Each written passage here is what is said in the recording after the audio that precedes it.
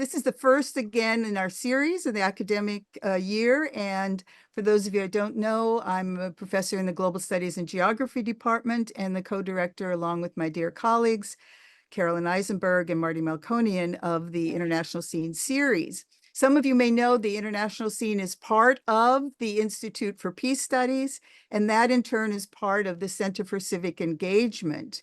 And for those of you, again, who don't know, CCE organizes a wide array of programs, projects, both on and off campus, presentations, panels, performances, workshops.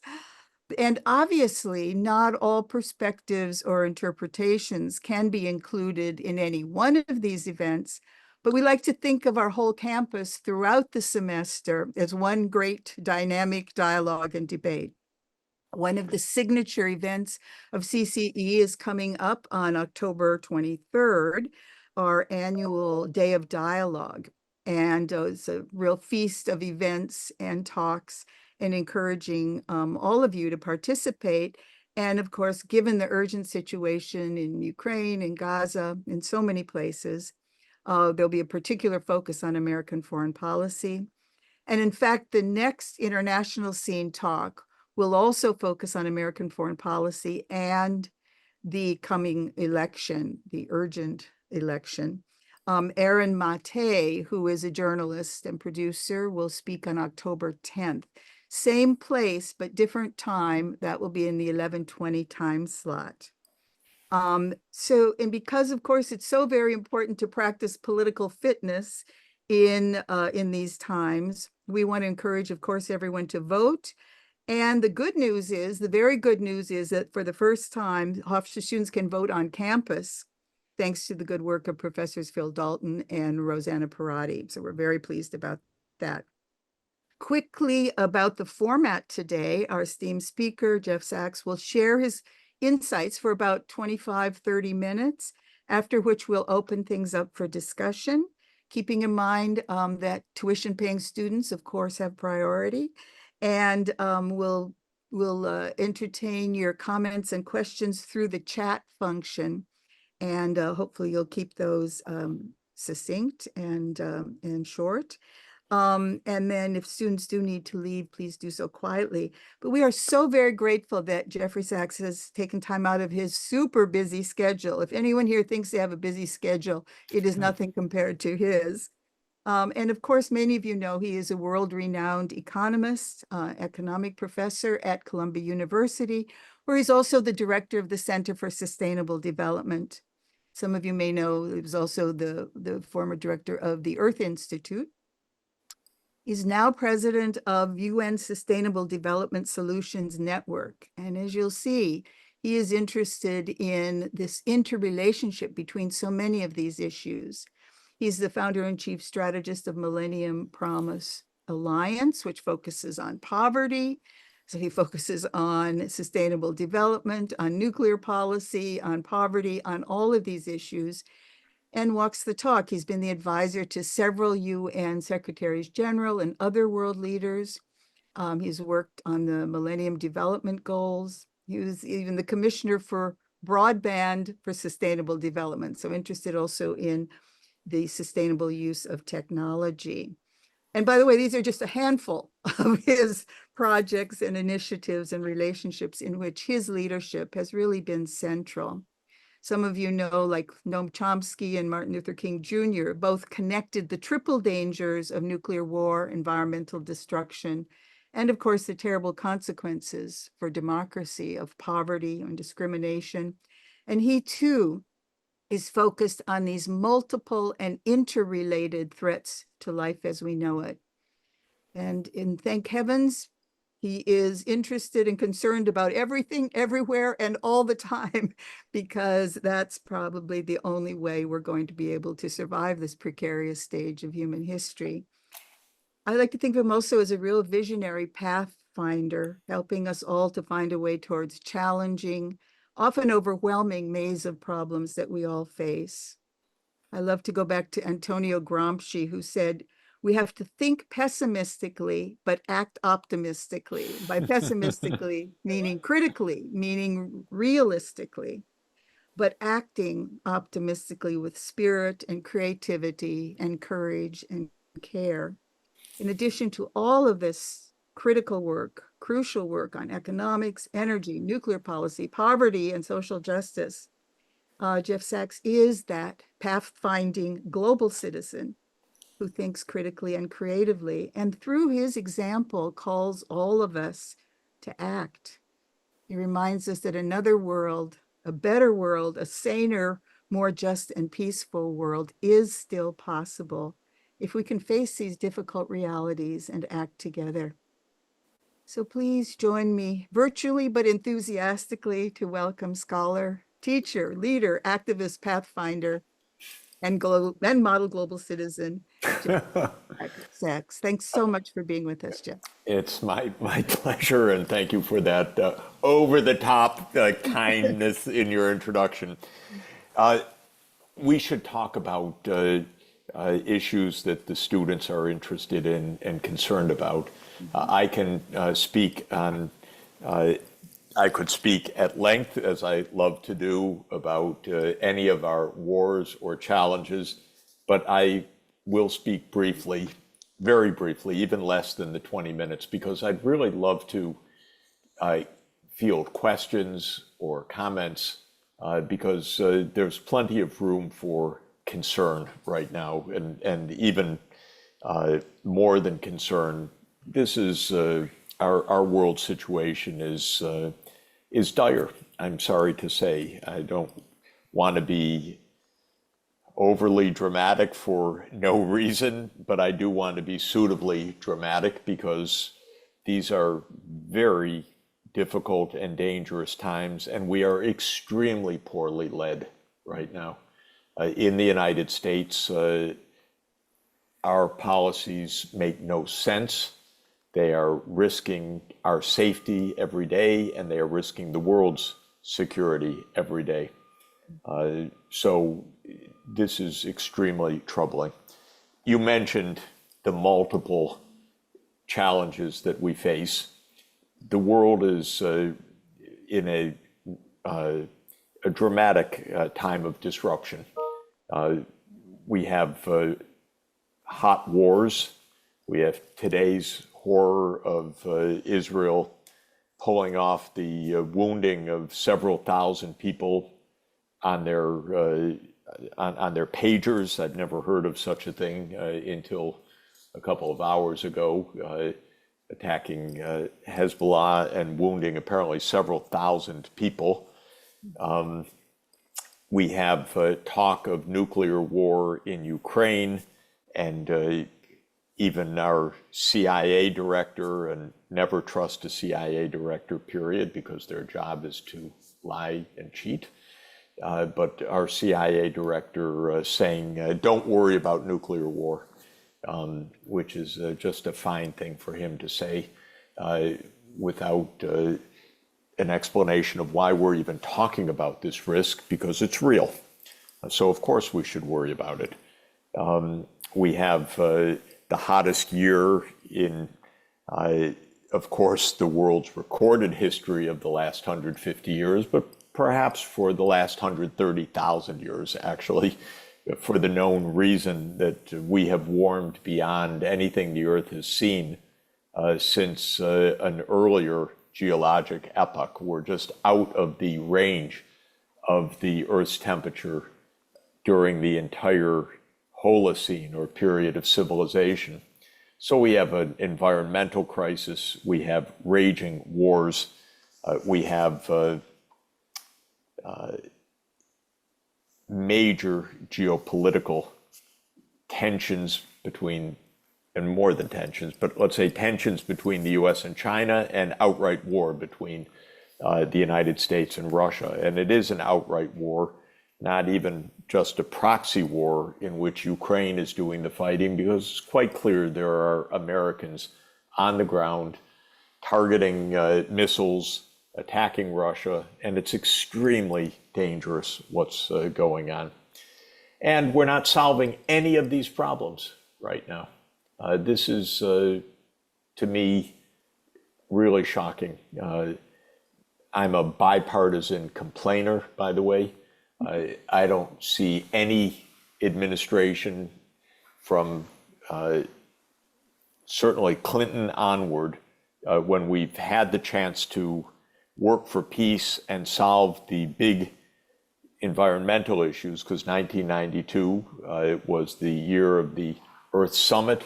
It was it was the end of the Soviet Union. We could have had a world of peace and sustainable development, and instead we chose a war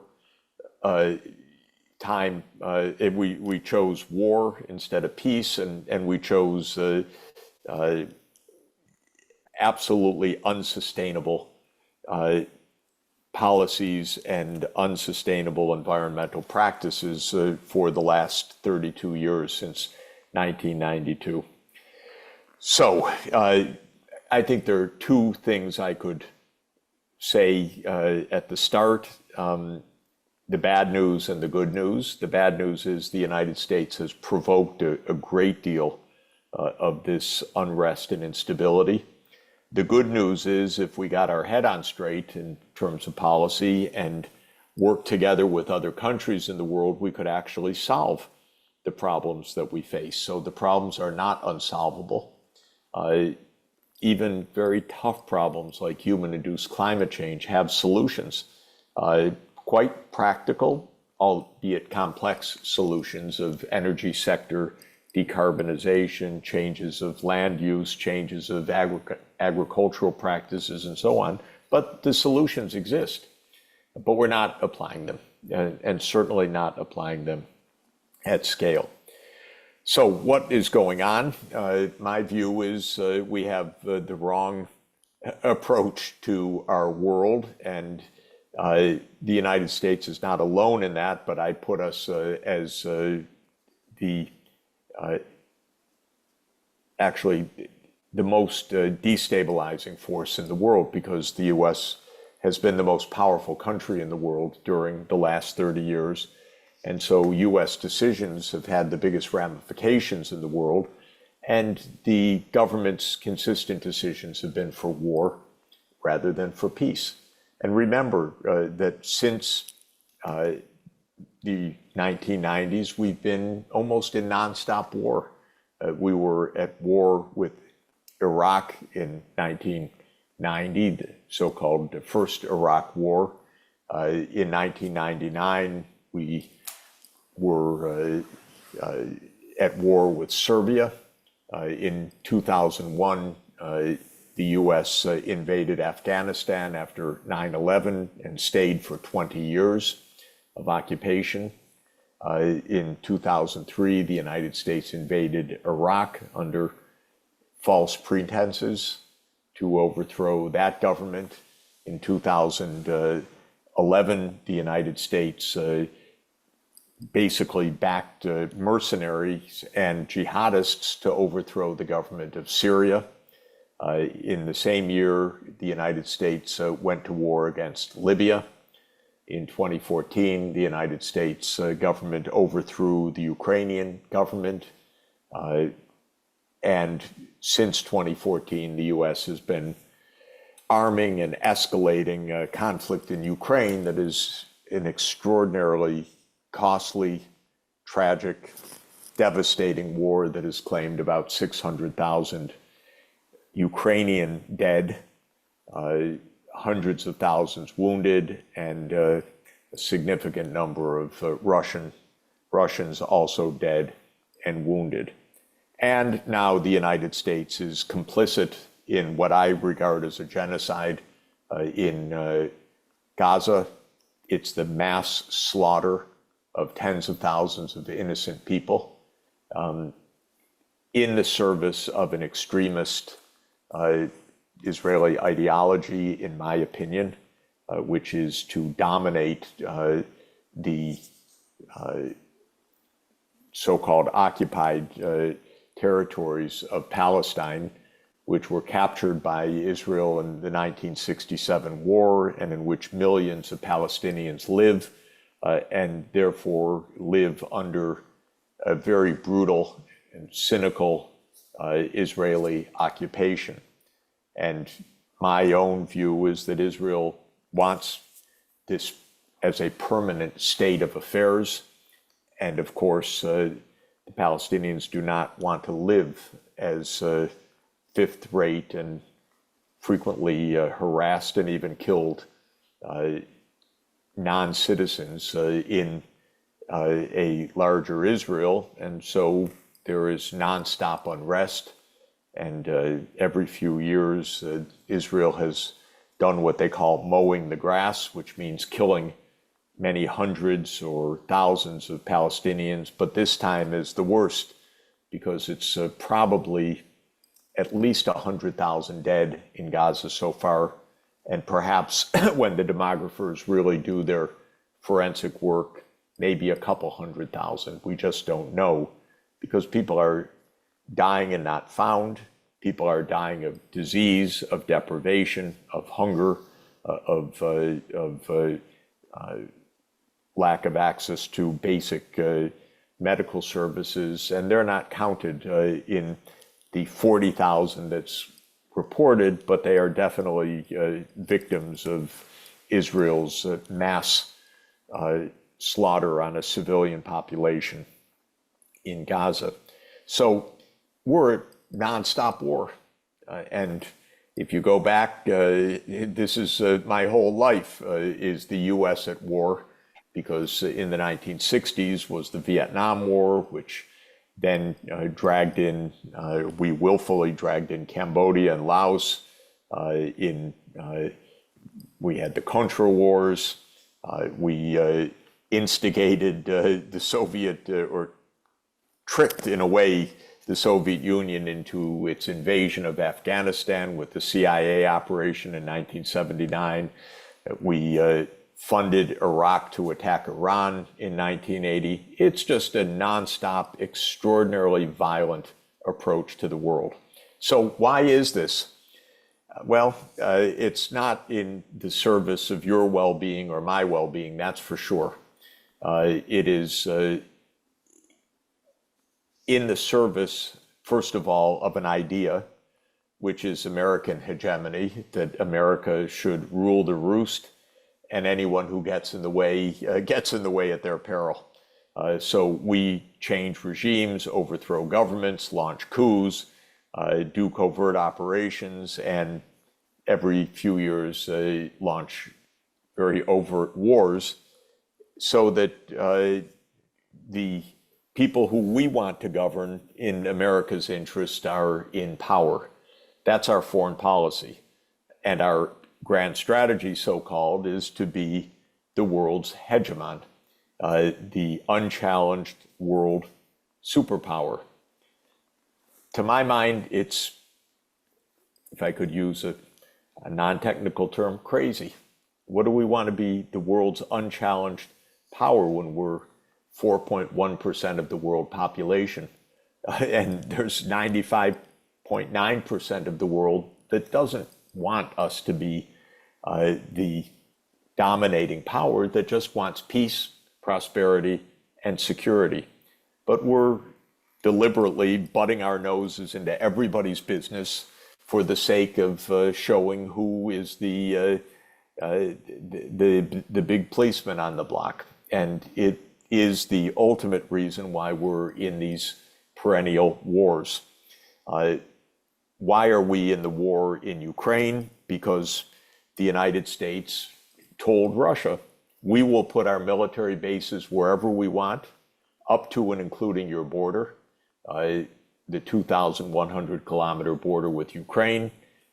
Ukraine can join NATO if we want. You have no say in it, as if the United States would just turn away if Russia made military bases on our borders. The answer is we'd go to war over it, as Russia has done.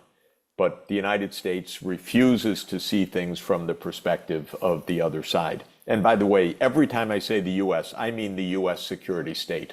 I don't mean the American people. They have no say in this. Nothing is explained. No truth is told.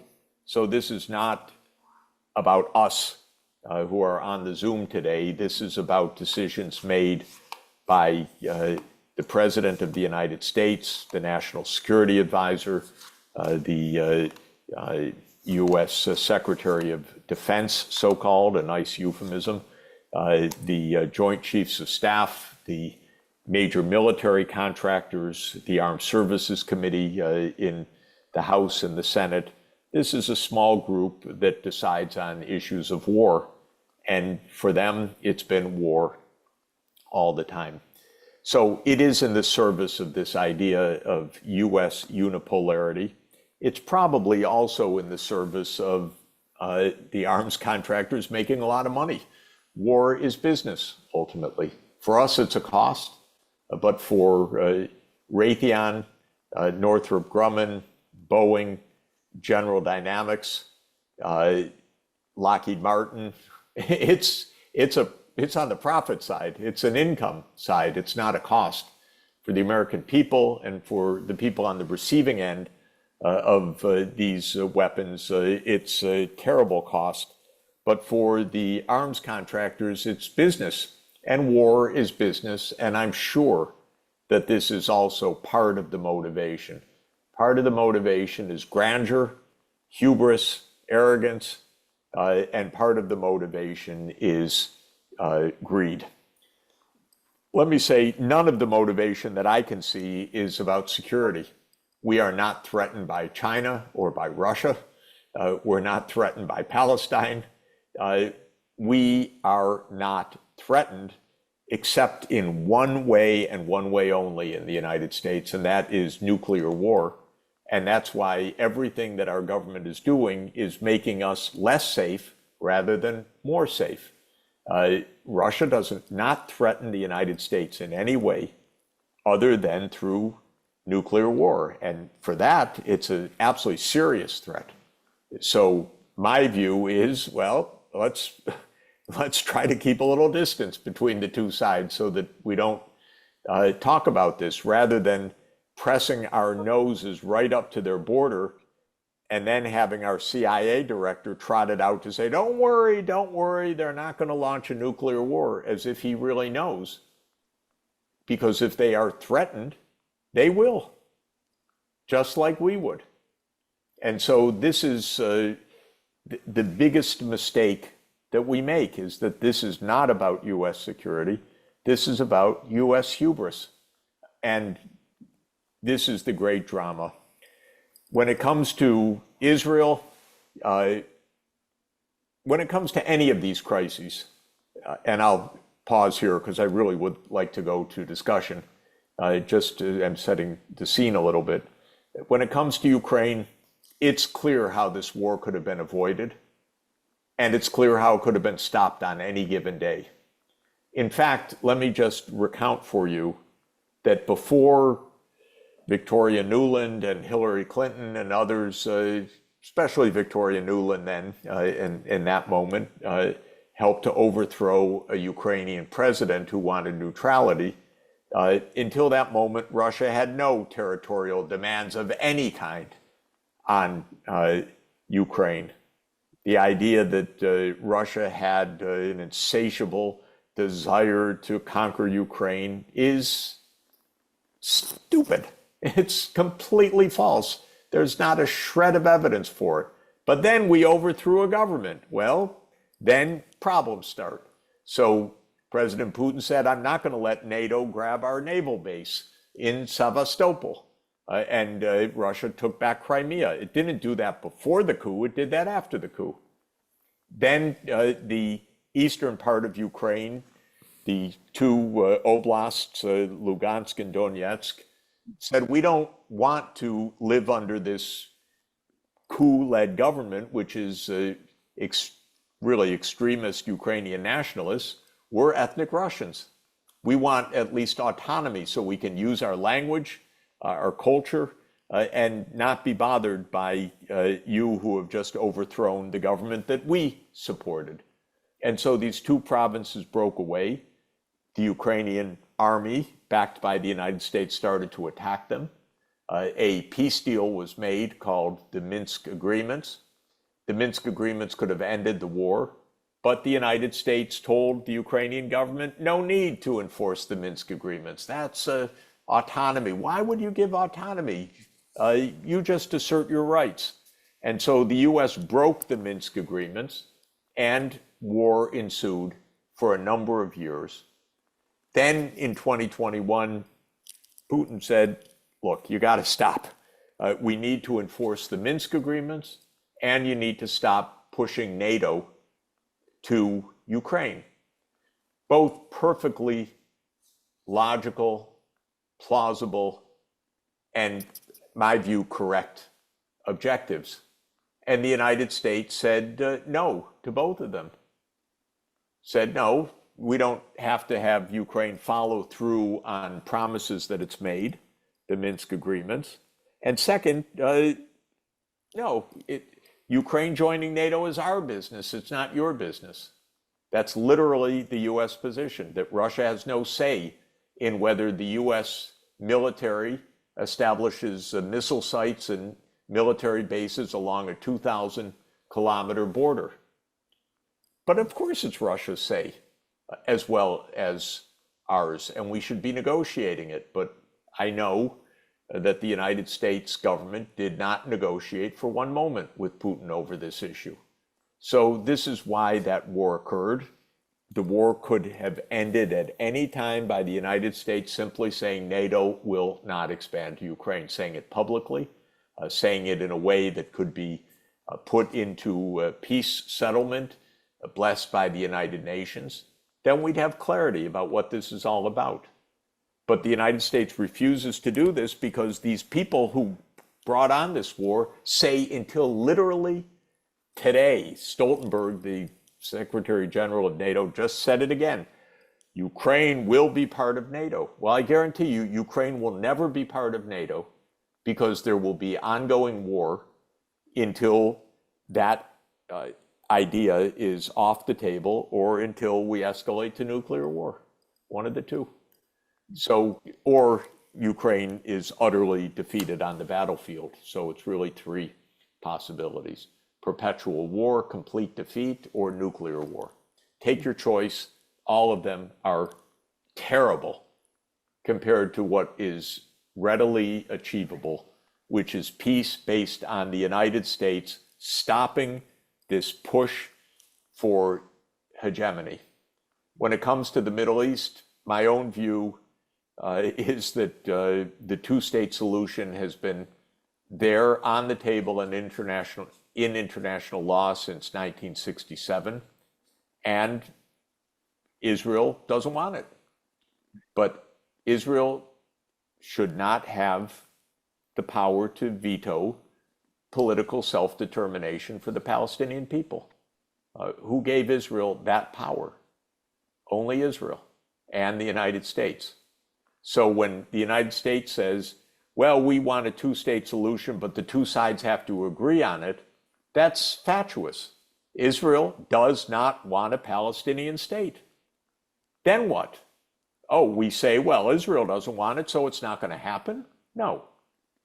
The International Court of Justice declared last month that the Israeli occupation of the West Bank, Gaza, and the Golan Heights in East Jerusalem is illegal against international law. So Israel doesn't have a right of veto over this. It has the power of veto so far because the United States backs it up to the hilt. And Israel, in this government, is brutal and murderous and ready to slaughter tens or even hundreds of thousands of people for the sake of preventing a state of Palestine. So could there be peace in the Middle East? Yes, tomorrow. What it would require is not Israel's approval, but a vote of the UN Security Council that Palestine joins the UN as the 194th member state, that the borders are the 4th of June, 1967, that the capital of Palestine is in East Jerusalem, and that as necessary, the UN will put in peacekeepers or build walls to keep the two sides apart from each other, but that's just the way it's going to be. And that is how peace should come to this region. I am not holding my breath for Israel to agree on peace.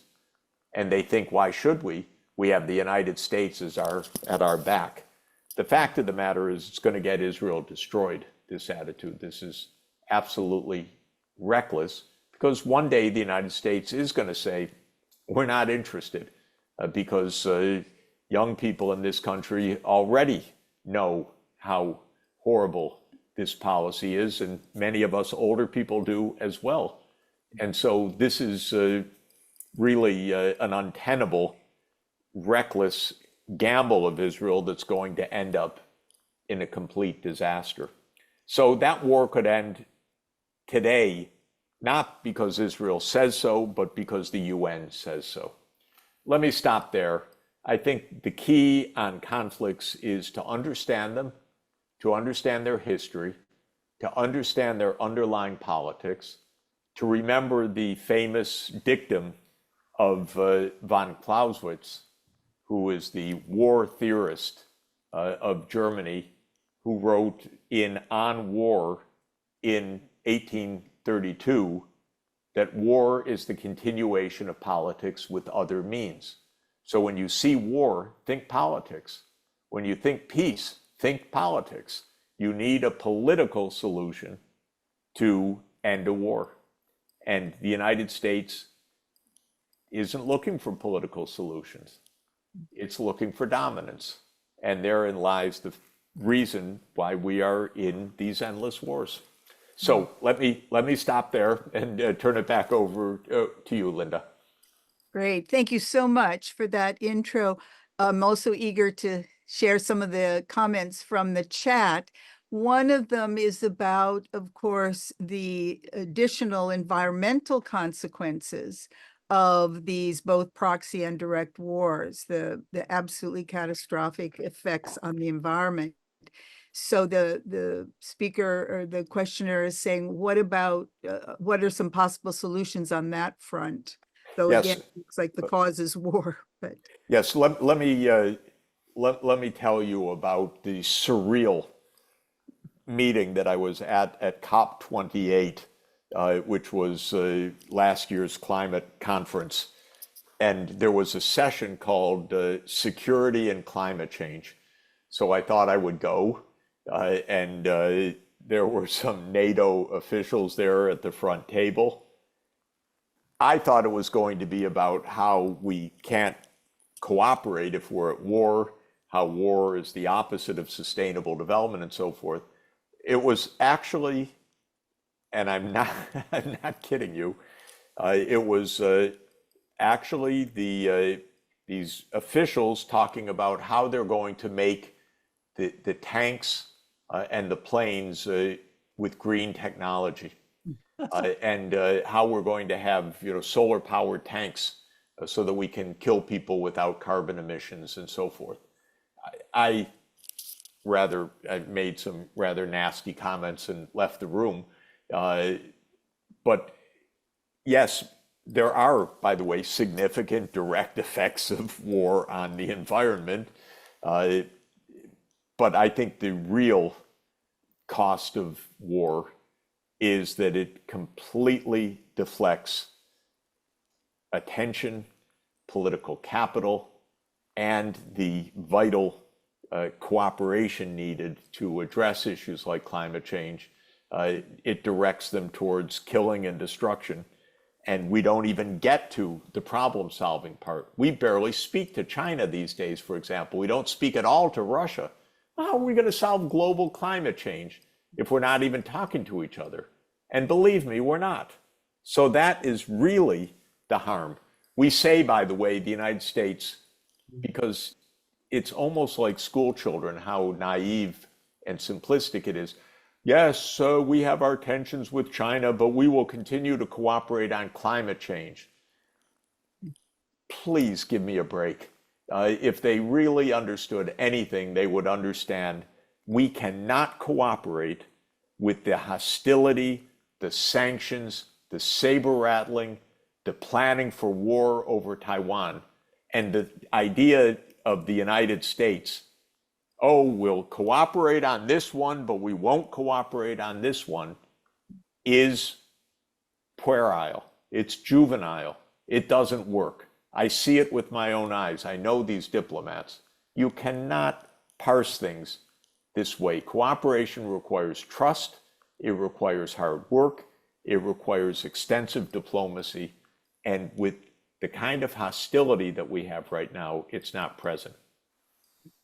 So it's almost like we're greenwashing war, but not addressing any of the actual Yes. substantive, deep-rooted environmental. And let me just say on the environmental side in a nutshell, we're at 40 million tons of CO2 emitted per year. Basically, the emissions have, I think, roughly doubled since 1992. I actually have to go back and check because I don't remember exactly the baseline at the time of the signing of the UN Framework Convention on Climate Change. But I know that the emissions have continued to rise basically year after year. We haven't even stabilized the level of emissions, but to stabilize the concentration of CO2 in the atmosphere, we have to get to zero emissions. But the emissions are still rising year to year. So we're not even close. We haven't even reached the turning point of the emissions flow, much less shown a serious intention to get to zero, which is what we need for CO2 concentrations to stabilize. So this is very late in the day. This year, the temperature already reached 1.5 degrees C above the pre-industrial level.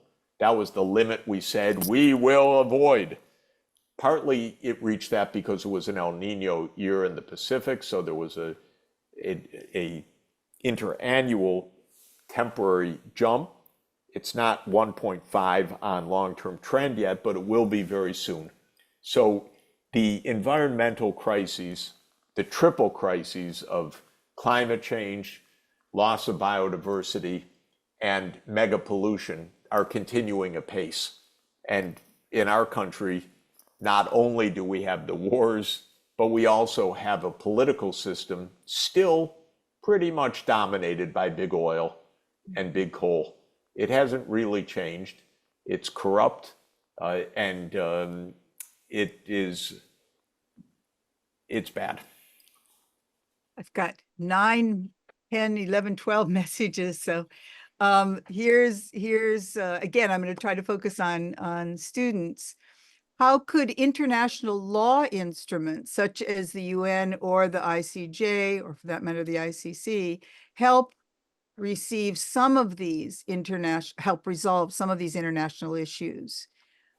What's the state of the ICJ has ruled on the illegality of Israel's occupation, and it just did that. It is likely to rule that Israel is in violation of the 1948 Genocide Convention. It has not done that yet. It's made some interim rulings that there are reasons to believe this is the case. Believe me, the lobbying and pressure on this is extraordinary. The ICC, the International Criminal Court, the prosecutor Khan, signaled a couple of months ago now that he was calling for an indictment of Netanyahu and other senior Israeli leaders. And that is much deserved. But then he faced a deluge the court faced a deluge of protest and pressure from the US and the UK. And that indictment has not been handed down yet. And this is clearly political. Indicting an African leader, no problem. Indicting an ally of the United States, well, you face the wrath and geopolitical pressure of the US. But I'm very much hoping that the ICC follows through, and very much bemoaning the kind of intense geopolitical and lobbying pressure that the United States can impose on the court. Will it matter? Well, the US acts with impunity. It does not follow the decisions of international bodies. But its violation will be realized and understood by all the rest of the world.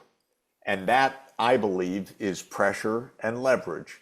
The United States should be isolated for blocking peace in the Middle East.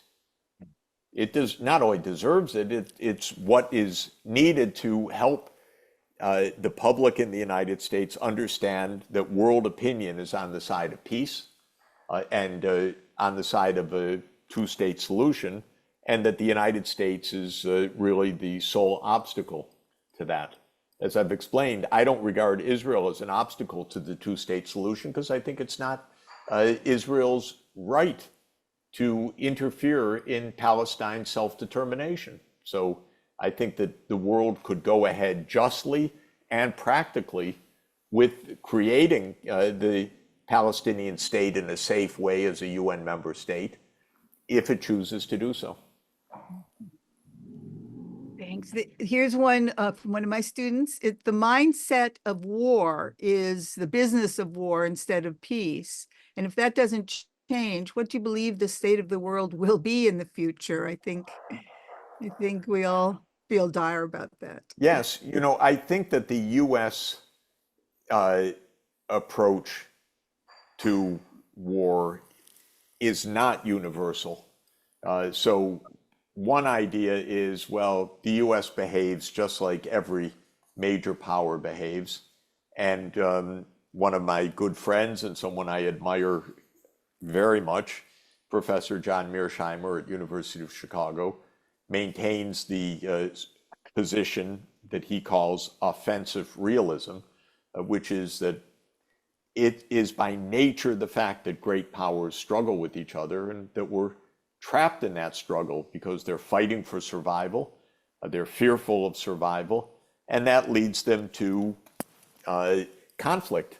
And he knows that that's extremely dangerous, so he calls it the tragedy of great power politics. I don't share his view entirely. I think he describes very well the American mindset, but I don't think he describes the mindset of other countries. I do not believe, really, that China is itching for war.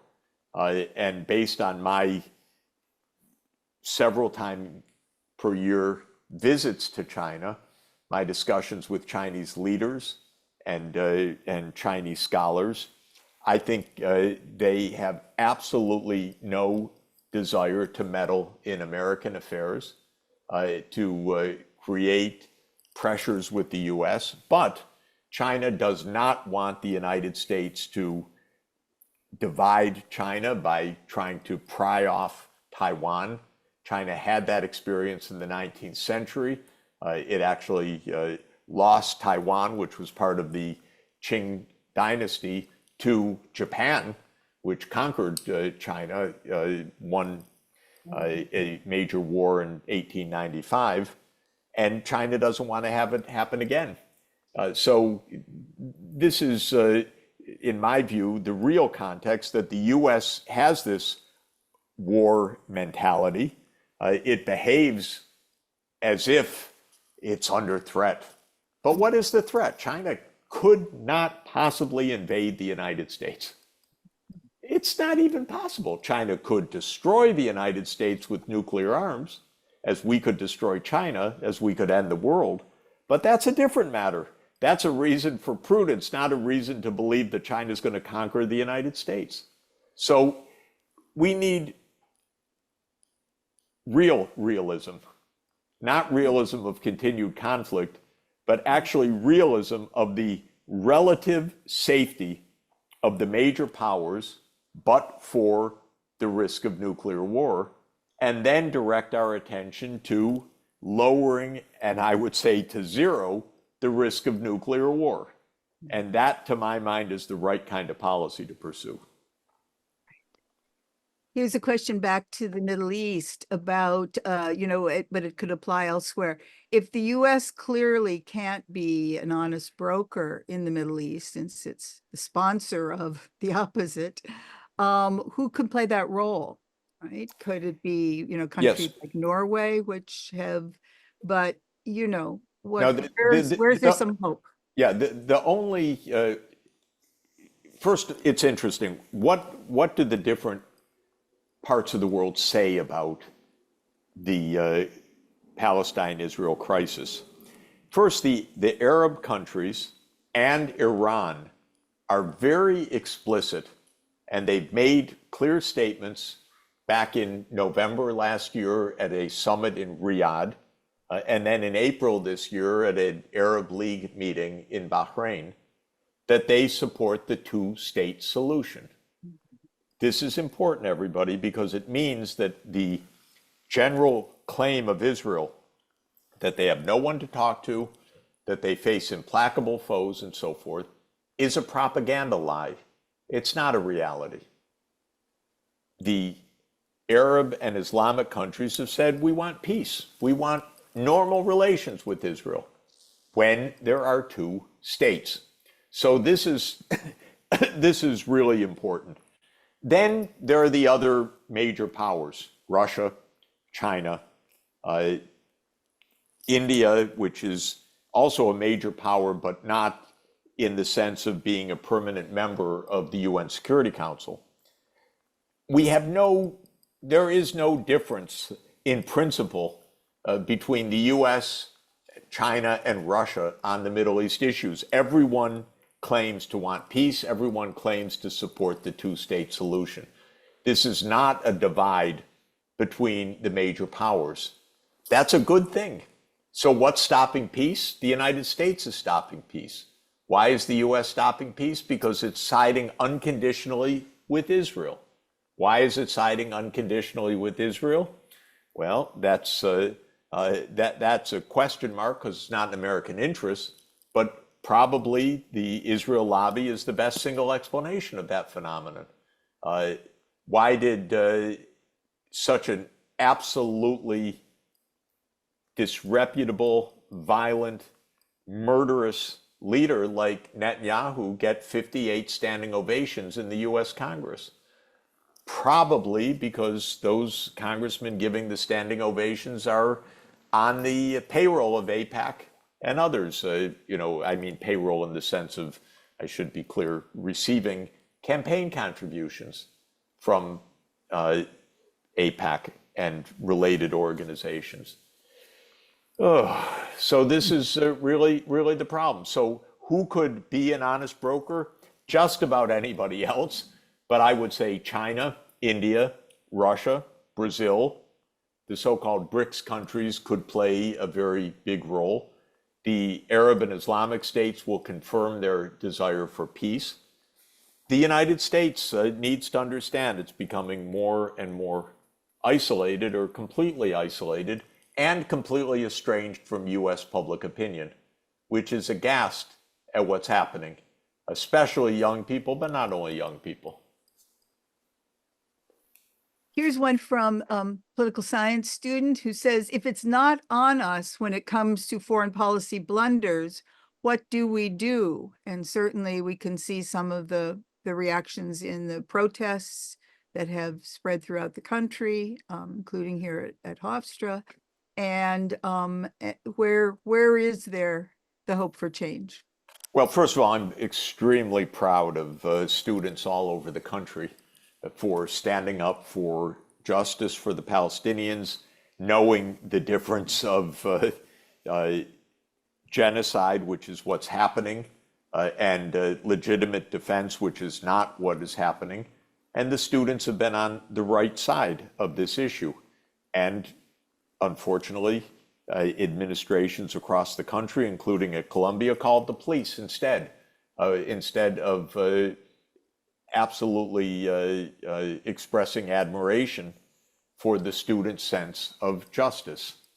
I would like the universities to do exactly what we're doing right now, by the way, so thank you, Hofstra, but I don't think Columbia does it, and that is to have opportunities to learn, to discuss, and to do what we really do best at universities, which is explore issues, look at it from various sides, discuss, debate, and understand the weight of the evidence and the logic of the situation. So that's what we should have done.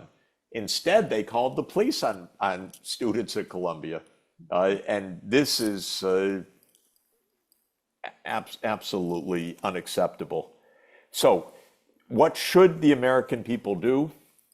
First, we're supposed to have a democracy. boy, it doesn't feel like it, does it?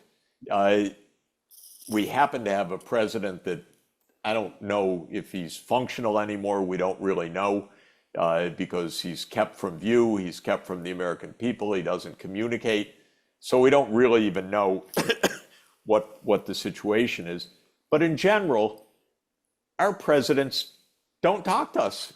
Oh, they shout as the helicopter blades are swirling in the back. Want no more questions. And then they turn their backs to the reporters and they walk away. I was in Mexico last week, and President Lopez Obrador speaks for 2 hours every day in the morning from 7 a.m. to 9 a.m. in an open press conference, no notes. He just meets the reporters that show up and he talks about the national issues for 2 hours. Really impressive, by the way. And he's got very big support, which is, I think, testimony to the fact that the public wants a politician connected with them, supposedly listening to us. Honestly, they're not listening to us at all. And they make war and peace decisions or nuclear war decisions without, not only without considering the consequences, but without even telling us what's involved. I remember in the Cuban Missile Crisis, I'm an old guy, you know, so I remember 1962. And I remember watching alongside my terrified parents, watching President John F. Kennedy give a speech to the American people about what had happened, what the issues were, what the dangers are, what the administration's response is. It was very, very fraught, very dangerous. Kennedy saved the world together with his counterpart Nikita Khrushchev by not shooting, but instead trying to find a peaceful resolution, which they did succeed in doing. But we had a president then who spoke to the people. Maybe we will again, I don't know. It's not very encouraging, this whole situation. But I worry that we're a bit like the Roman Empire at this point, which kept the formal trappings of the Senate even after it fell into basically imperial rule by the emperor in 27 BC, when Augustus became the first emperor. The Senate was still there in form, but it was the emperor who called the shots. Right now, as I said, the shots are called by a few people in the military-industrial complex, not by the broad public. So we should fight to get our country back. The first order of business is for the public to know what's going on. That requires transparency and honesty. We have a complete, pervasive secrecy regime in the United States. Millions and millions of pages classified, every major issue classified. Well, how can you have a democracy if everything's secret? We don't in that sense. We have it in name, but not in function. Before we run out of time, I wanted to ask my colleague, Paul Fritz, for comment or questions. Paul is a political science professor and is also the head of our Institute for Peace Studies. By the way, we have Peace Studies minor and a civic engagement minor for students out there who want. By the way, this is so wonderful. Peace Studies, it's so unusual, and it's exactly what we need.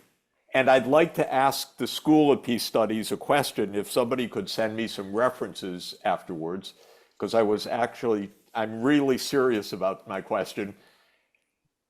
Does the US play peace games, not just war games? Mm-hmm. Have there been peace games where maybe diplomats and generals play on trying to resolve issues with China or Russia? Instead of asking how to win the war, do they actually play simulation games on how to win the peace? And if they don't do that, can we devise that?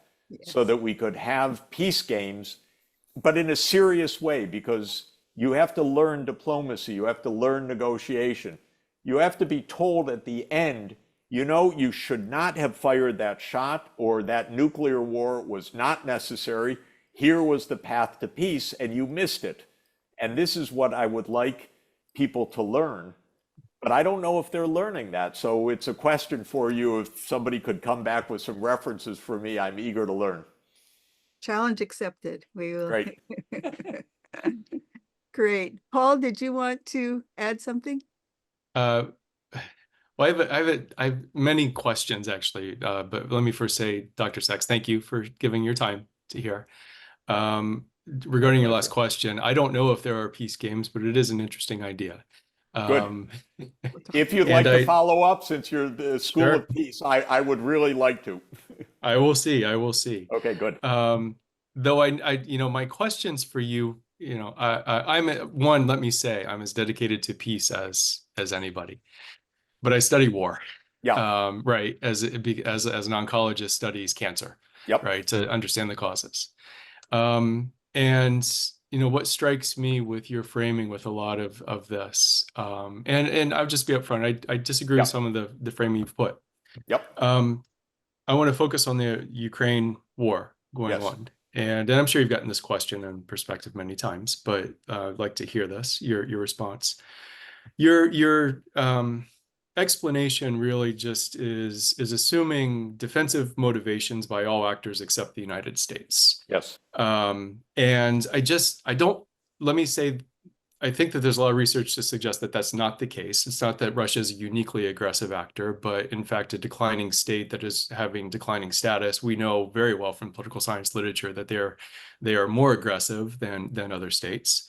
My own research suggests states that have lost wars, if you consider a Cold War a type of loss, tend to be very aggressive as well and try to reclaim their lost territories. And, sort of that's, I guess, the intentions in one part. The intentions other place that I would come to, and this goes back to your really nice quote that I tell all of my students from Clausewitz, Wars, Politics by Other Means. But Jeffrey Blaney also in his classic book from 1973 said that war takes two, essentially, right? And he's built this whole bargaining literature. From that, this bargaining literature of war came. So, we've got the intentions question, but then we've got the agency question too. And the agency in your explanation is all residing within the United States. And that Russia is simply reacting to this.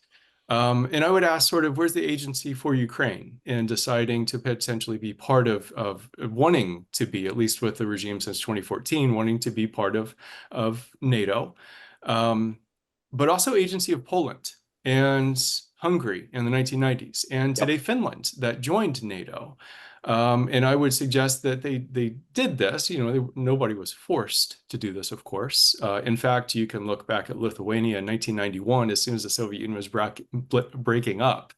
Lithuania symbolically applied for NATO membership as soon as it possibly could. There was a great desire by Eastern European countries to gain some sort of protection from, presumably, fear of Russian domination. Yes. So what I would like you to is sort of to, if you could take these perspectives and put it and juxtapose it to your explanation, sort of where it's mainly on the United States causing this. So if I could hear your thoughts on that. Absolutely. First of all, I have no doubt that I know personally, of course, Poland wanted to join NATO, the Baltic states wanted to join NATO. I just would have said no.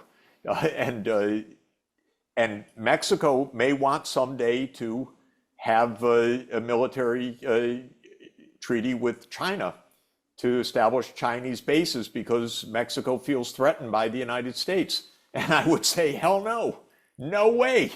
No way China's going to put military bases on the Rio Grande. And that would be America's position. It's been the position of the United States since 1823, the enunciation of the Monroe Doctrine. And actually, the Monroe Doctrine is very interesting when you read it, because it says to Europe, you stay out of America and we will stay out of your problems. So it's a reciprocal declaration. It's not a unilateral declaration. It's a reciprocal declaration. And that's what the United States should do, which is you stay out of our hemisphere, we'll stay out of your hemisphere. This is the first point, which I absolutely believe. Second, I was there in 1989, 1990, 1991, and through the 1990s. Russia was not an aggressor, period. Russia was weak. It was looking for help. I sat across from Boris Yeltsin, and I know what was the intention of Russia. We want to get away from 75 years of communism. What a mess. We're buried in debt. We've got a rusted economy. We want good, normal relations with the US. Absolutely. And what was the US position? Well, in February 1990, it was, we will not take advantage of you. NATO will not move 1 inch eastward. And for everyone interested, just look at the National Security Archives of George Washington University, and you can read all the documents, all the statements, all the lies that the United States told. And the US did not want peace. Cheney wanted dominance. And that was the plan of Cheney and Wolfowitz starting in 1992. And we know that. That was the new national defense doctrine that they prepared.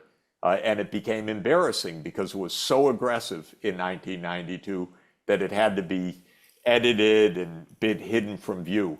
Now we know from historians that in 1994 already, Clinton agreed on NATO enlargement. And by the way, not just to Hungary, Poland, and the Czech Republic, but to Ukraine.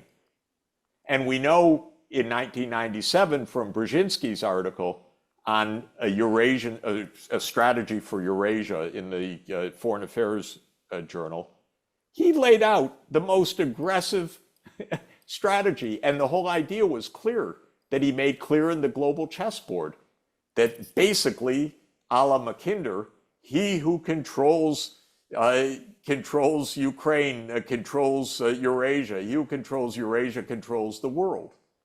This was an anti-Russian strategist talking that we need to make sure that Russia remains a second-rate power.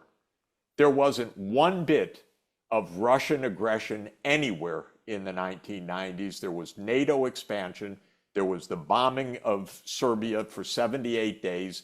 There was all this blather about the sacred borders, and then the United States breaks Serbia in two and puts Bonda Steel NATO base in Kosovo after breaking Kosovo apart.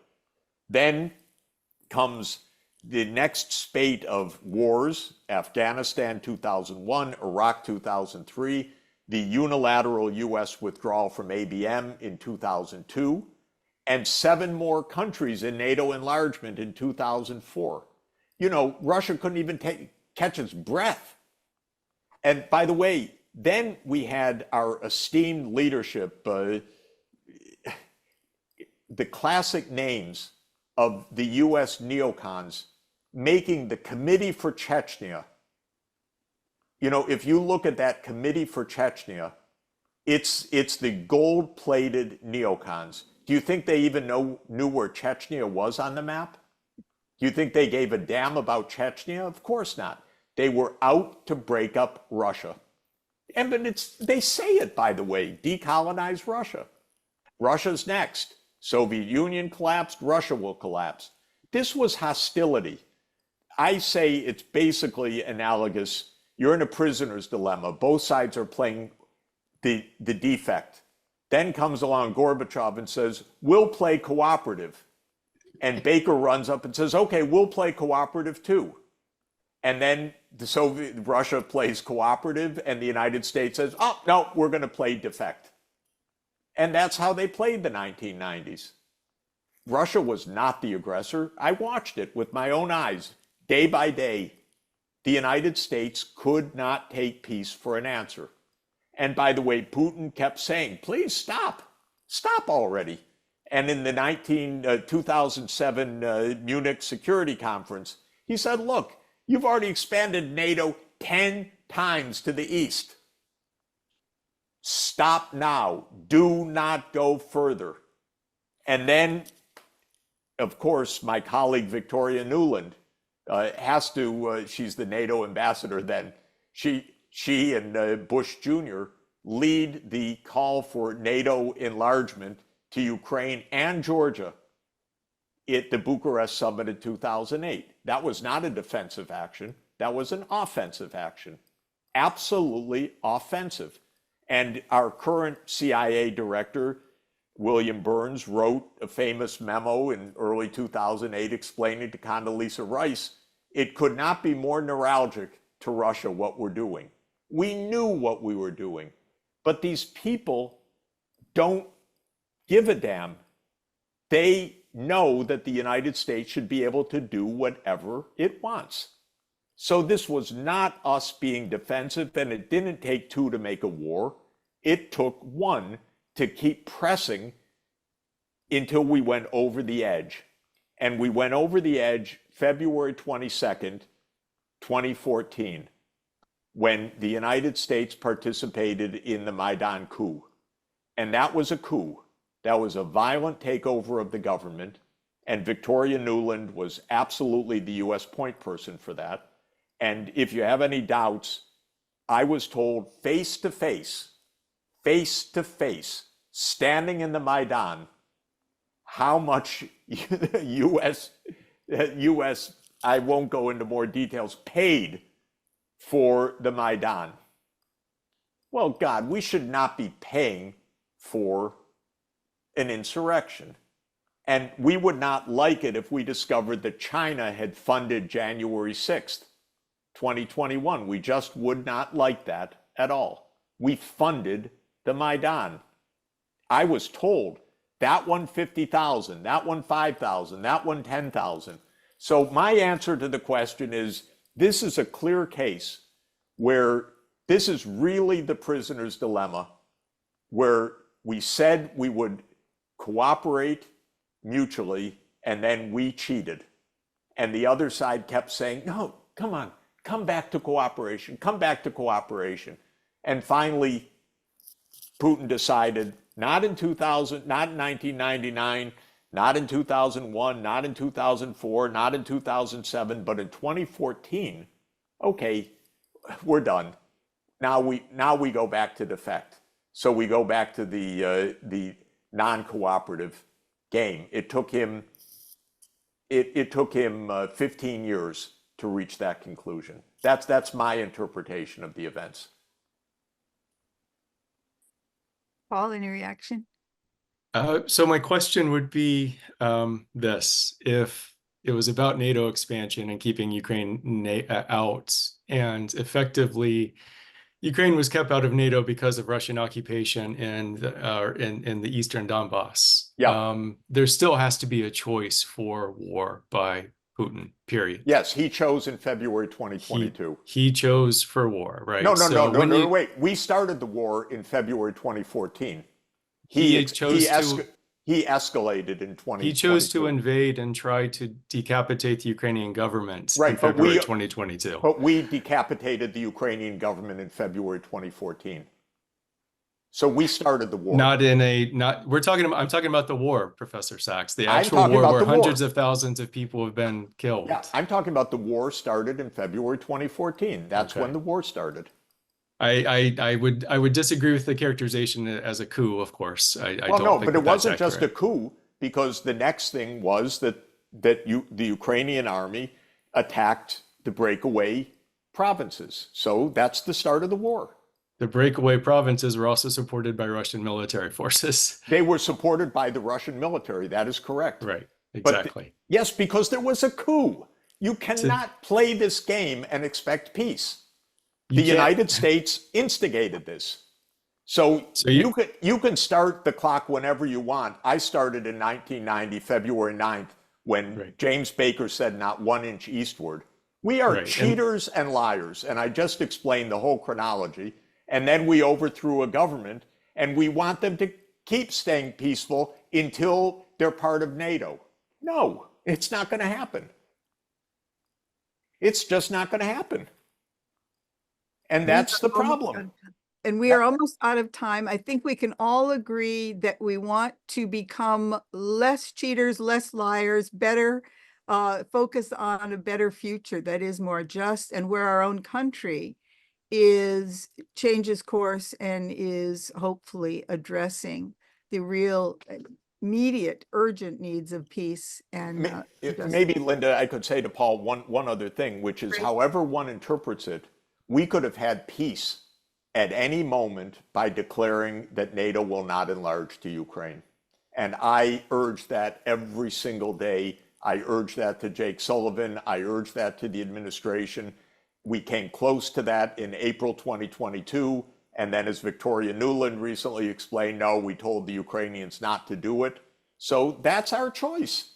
Our choice is, yes, Ukraine has the right to be in NATO, and therefore 600,000 Ukrainians are dead.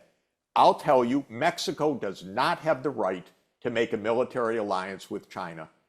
You know why? Because it's an externality on the United States. And NATO, Ukraine does not have a right to be in NATO. They have the right to ask, and we have the right to say no if we had any sense in the world. Again, we're all trying to make sense of the world, and we are so grateful. I know that that Jeff has to leave, but we are just profoundly grateful for your insights and for all the work that you do. And we hope you'll come back and share more with us. Wonderful. And if we could make some peace games, that would be fantastic. I like that idea a lot. Peace games. Great. Thank you so much to everybody. Thank you. Thank you. We really appreciate it. Bye-bye. Bye-bye, everybody. Thanks to all of you participants as well for your good questions. Sorry we couldn't get to all of them, but hopefully they're helpful in if people look at the chat. Thanks again.